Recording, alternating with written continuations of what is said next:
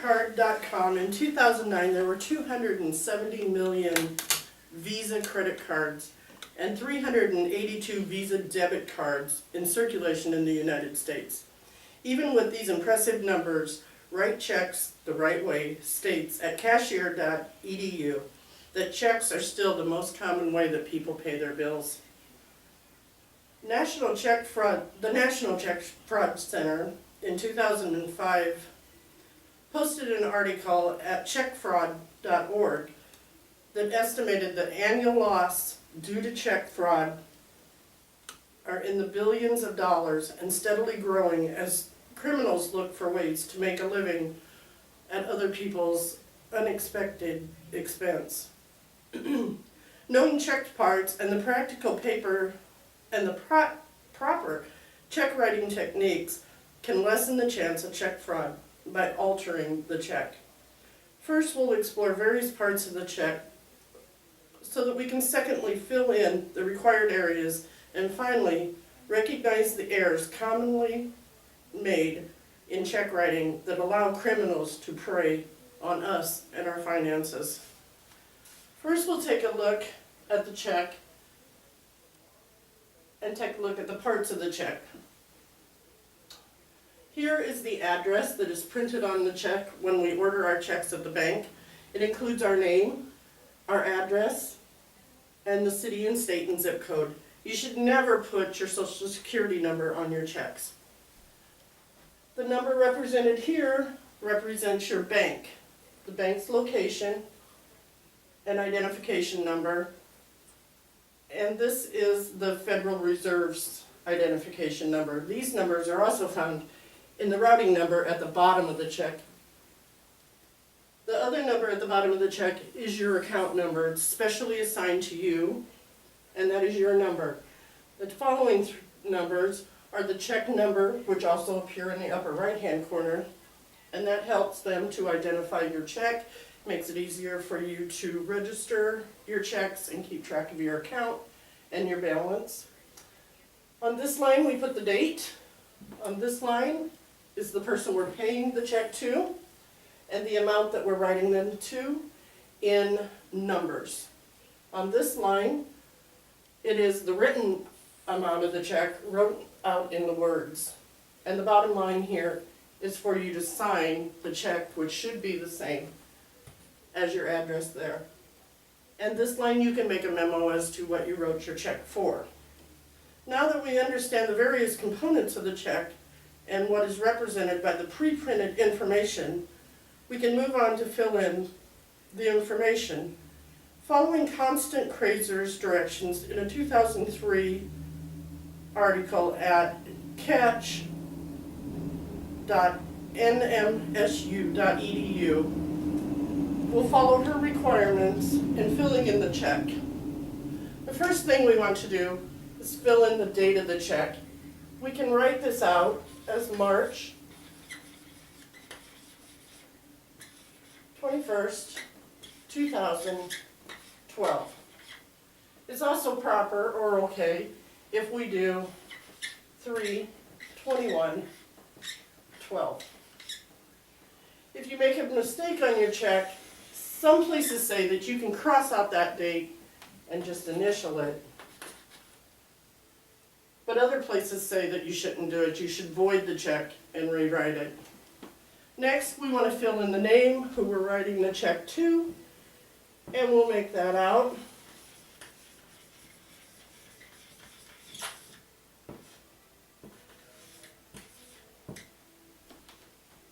Next, we'll fill in the amount with numbers, and to do the cents, you should write them as 99/100. Next, we'll fill in the word amount with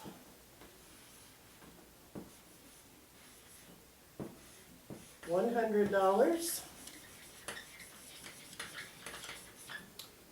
and 99 cents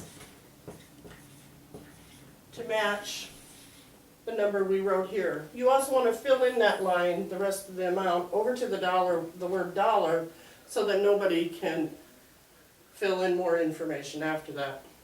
Secondly, we can write in what we wrote it for. This one we'll put classes. And then we want to sign the check like it is here.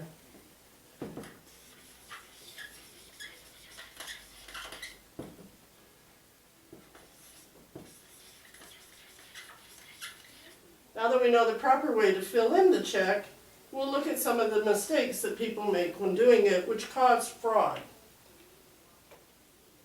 As I said, the date can be written however you would like. When you're writing the payer's name, the person you're paying the check to, you should never use abbreviations. Because in this case, somebody could make this Stanley Collins. When you're writing the dollar amount in the numbers, you want to start as close to the dollar sign as possible so that nobody can fill in an extra number here. Also, that's true on writing the words out. You want to get it clear over to the edge of the line so that it says the right amount, so somebody's not filling in and putting $3,100 and changing it here. Those are the most common problems that people make when writing their checks, and it causes a lot of problems when they go to cash them.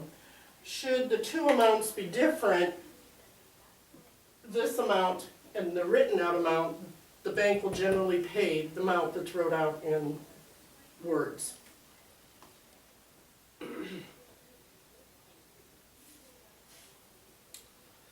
Now that the virtual information is more easily to see how simply checks can be altered and steps to take to avoid having a check altered, we'll look at Constant Krasers at nmsu.edu